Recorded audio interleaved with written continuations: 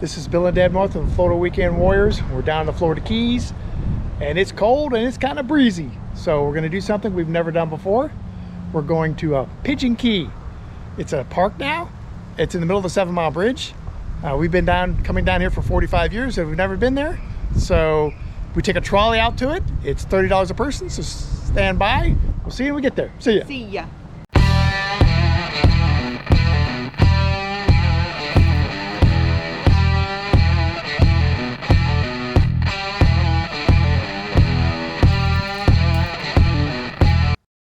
Here is where you check in. Make sure you've gone to the bathroom before you get here because there's no bathrooms at this depot. And make sure you get a reservation online because this train only holds about 30 people. Yes, ma'am. Good morning, everyone. Look at this fabulous full train. I'm loving this first thing in the morning.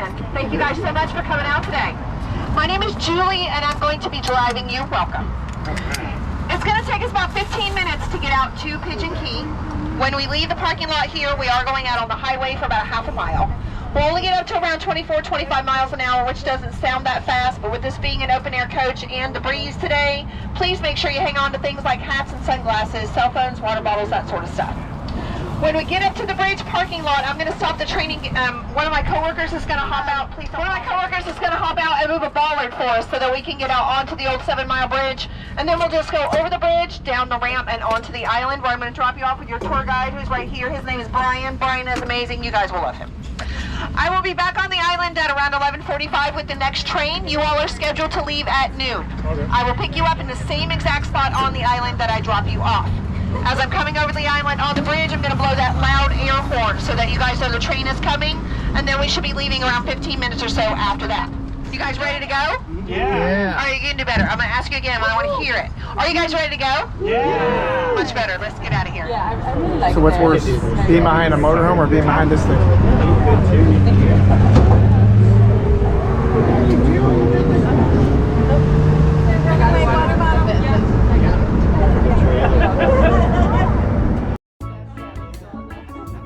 We're now riding on the old railroad bridges that were built by Henry Flagler.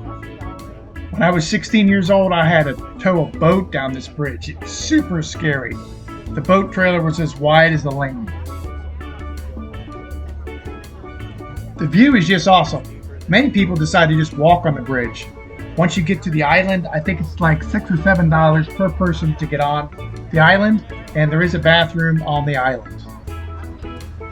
The new 7 Mile Bridge parallels the old one, and it must be a great fishing spot because we saw people fishing everywhere along this bridge. You can pack a lunch and have a picnic on the island, and we saw several people bring their mask and snorkel to go snorkeling, and some people even brought their fishing poles. But when it's your time to get back on the trolley, they make you get back on. We're all wearing the same shirts.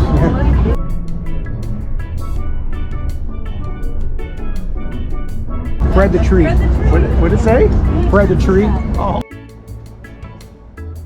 Before you know it, you arrive at the island.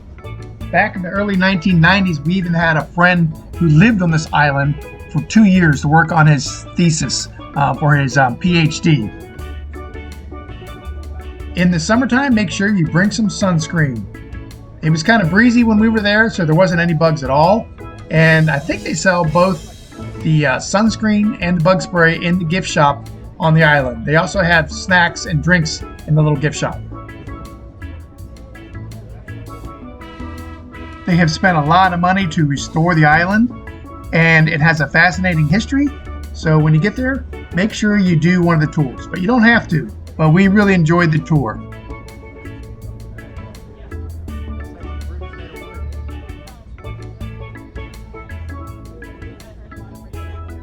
These signs say no bathrooms, but there actually are bathrooms on the island.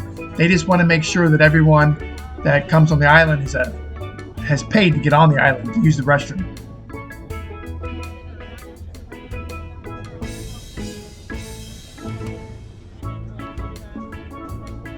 If you decided to walk the bridge and go all the way to the island but don't have a ticket to get on the island, you can buy a ticket from this lady right here, from this organization.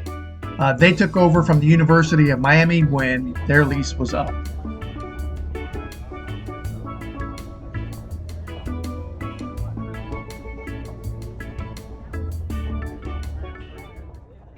And so I'll be talking about the history of Pigeon Key, and then we'll walk around, and you should have plenty of time to explore the island on your own after that as well. But the story of Pigeon Key, like all good stories, basically has 3 acts or 3 chapters, and the first chapter is really the story of a man rather than the story of the island. So if you spent a lot of time in Florida, we've got a lot of people here from Florida, you've probably heard of the name Henry Flagler, Henry Morrison Flagler. There are Flagler streets everywhere. There's a Flagler Avenue that runs through the main east-west portion of Key West.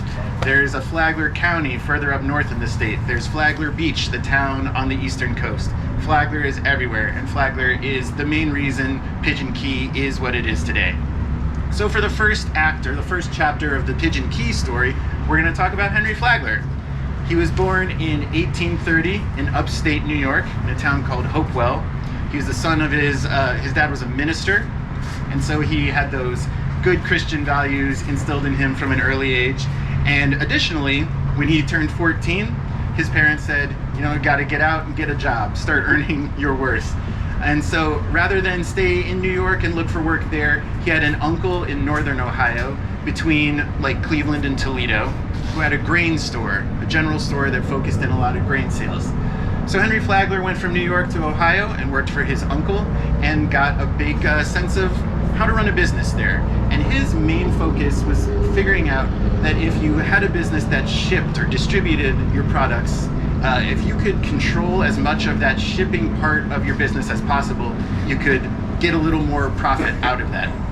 And back then, a lot of the big loads, product loads, were distributed by railway because it was the middle of the 1800s.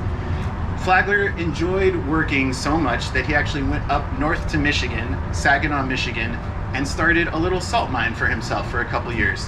But when the Civil War started, everyone's priorities changed a little bit. He went back to his uncle's grain business in northern Ohio. And it was there in the mid-late 1800s that there was somebody else in northern Ohio working in the grain business as well, but looking to do something a little bigger. And that man was John D. Rockefeller. You've all probably heard that name as well, one of the most historically successful businessmen of all time. Rockefeller and Flagler met each other, as the cute story goes, because they walked the same route from home to work every day. Whether that's true or not, they definitely met each other and became friends and decided that they wanted to go into business together. They met a third man in northern Ohio named Samuel Andrews. Samuel Andrews was a chemist, and his big specialty was oil refining. So John D. Rockefeller, Henry Flagler, and Samuel Andrews got together and started the company Standard Oil, which would go on to become the biggest company in the country, arguably in the world, because it grew through a whole bunch of reasons to basically have a monopoly on refined oil in the United States.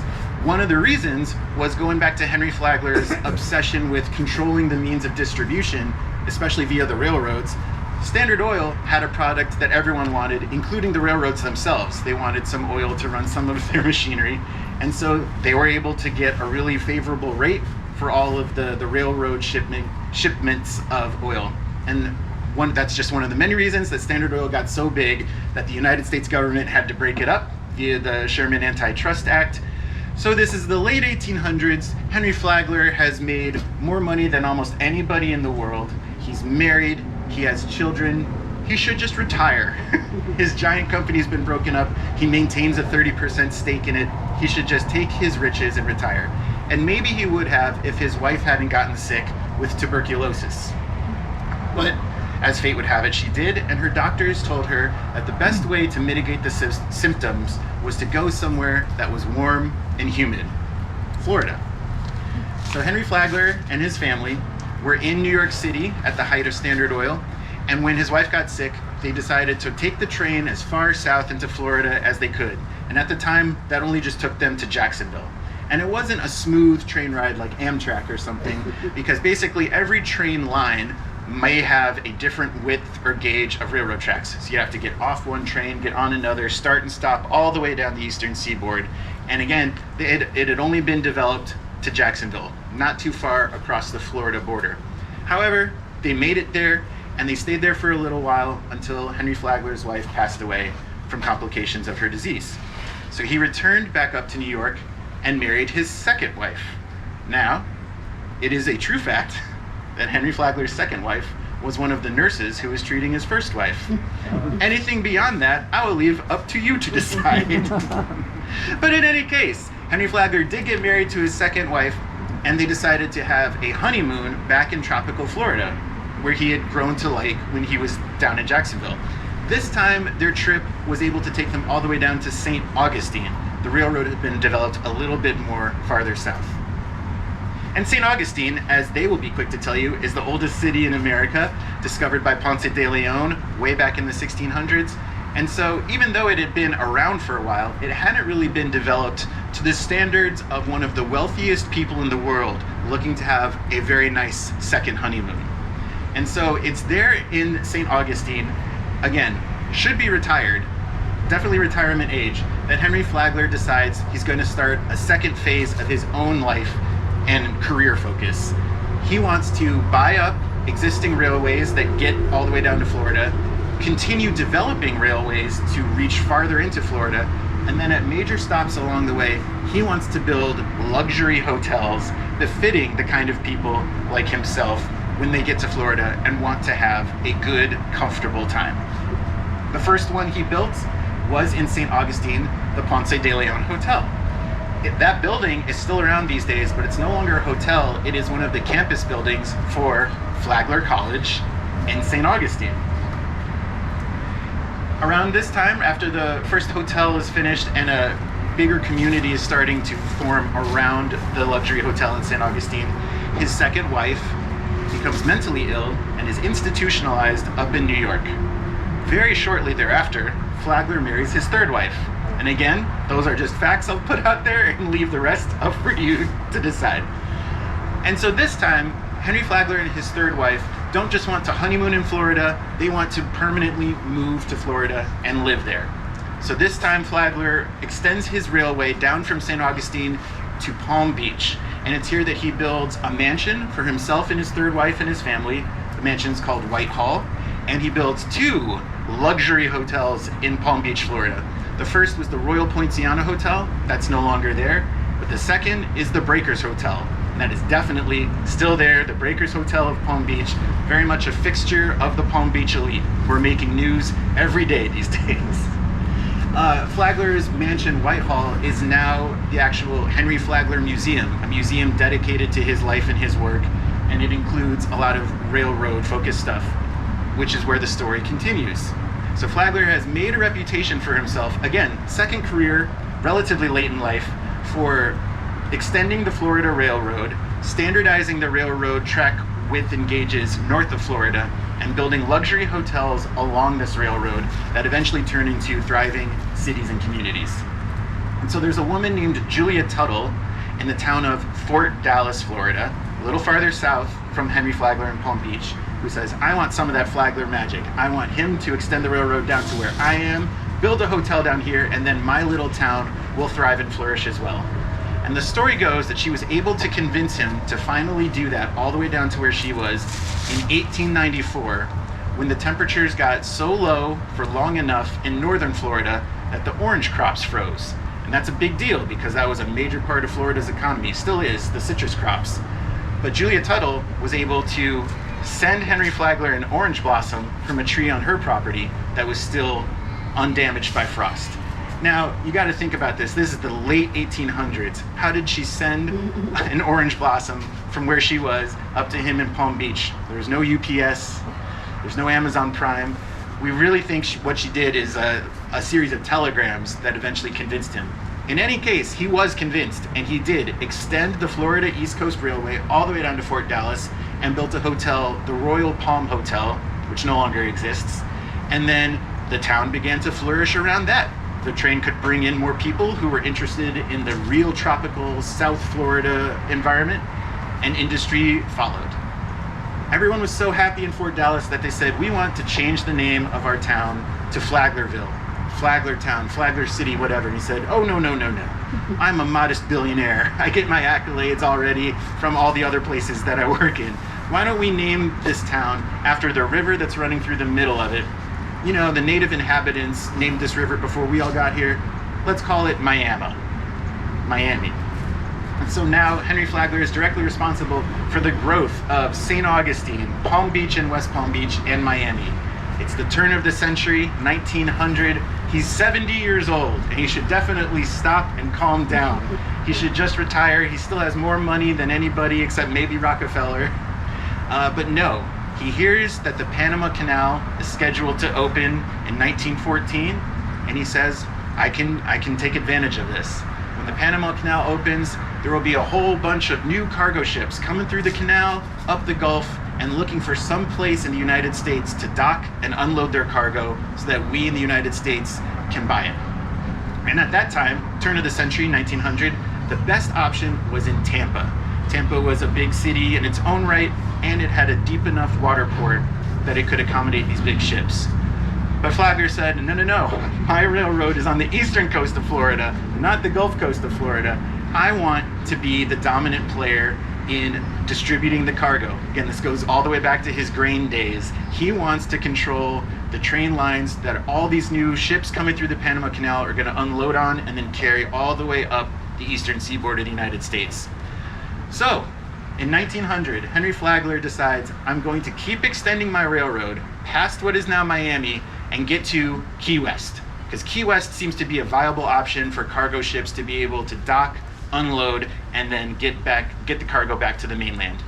Only problem is, it's the Florida Keys, it's a chain of islands. He's gonna have to build his railroad over open water. A lot of people say that this is Flagler's folly. You'll see that term used everywhere because it just seemed like an impossible thing to do. But he had enough money and he had enough drive that indeed that's what he did. So starting in 1905, the very first thing they had to do was extend the railroad from Homestead or Florida City to Key Largo. All of you who drove to the Keys from mainland Florida had to take this same route. You probably remember that 17, 18 mile stretch before Key Largo, where it's just your lane, the other lane, and Everglades in both directions. Flagler and his crew had to take out the vegetation, level it, grade it, lay down the track, and finally just get to Key Largo in the first place. And it wasn't smooth sailing from Key Largo on either. There were hurricanes in 1906 and 1907 that were definite setbacks. And again, every time one key ended and the next key began a little farther away, they had to build a bridge. The longest one until they got to Marathon was the Long Key Viaduct. That's about 2 miles. But then, yes, they got to Knights Key here, Marathon, and we're facing a 7-mile stretch to Little Duck Key, with Pigeon Key here 2 miles offshore. And rather than build 2 separate bridges, 2 miles to Pigeon Key and 5 miles to Little Duck Key, Flagler's like, let's just do one straight shot. And then that's how the 7-mile bridge project began. This was around the end of 1906, start of 1907. Pigeon Key, at that point, which is kind of a wild island, Flagler and his men developed it and turned it into a work camp. So this is the true Act 1, Chapter 1 of Pigeon Key history. It is the work camp for the building of the 7-mile bridge, the Bea Honda Bridge a couple miles down, and the rest of the railroad down to Key West. Yeah?